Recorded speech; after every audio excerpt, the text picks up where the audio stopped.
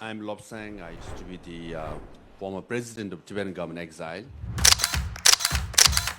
China's presence in Arctic, trying to weaponize Arctic. Is there potential for communication with the downstream Asian countries? Because Tibet, being the roof of the world, has major rivers flowing, but the downstream countries are very nervous because China is weaponizing all these rivers by damming them. Minister Blair talked about rare minerals being exploited by China. Tibet is very rich.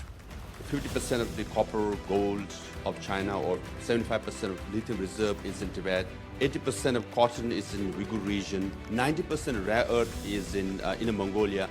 But Western companies, including Canadian companies, are investing and exploiting these rare minerals, thereby enabling, China to monopolize rare minerals. So that's not just Canada, America, Australia, even Europeans as well. What do you have to say? I think it is necessary for the free world to wean itself from its dependence on China's dominance of the critical mineral industry. 85% of all critical minerals that Europe uses, for example, comes from China. They're not just their extraction, but their processing. Not just in the countries in their immediate sphere, but all around the world. And they're attempting also to do it in our countries.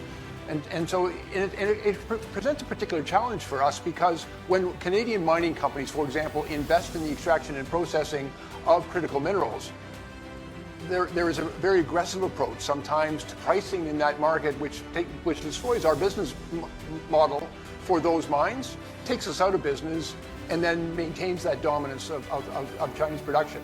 The only way around that is through collaboration among all of the allies and an agreement that we are going to do exactly what Europe was compelled to do, weaning itself from dependence on Russian energy.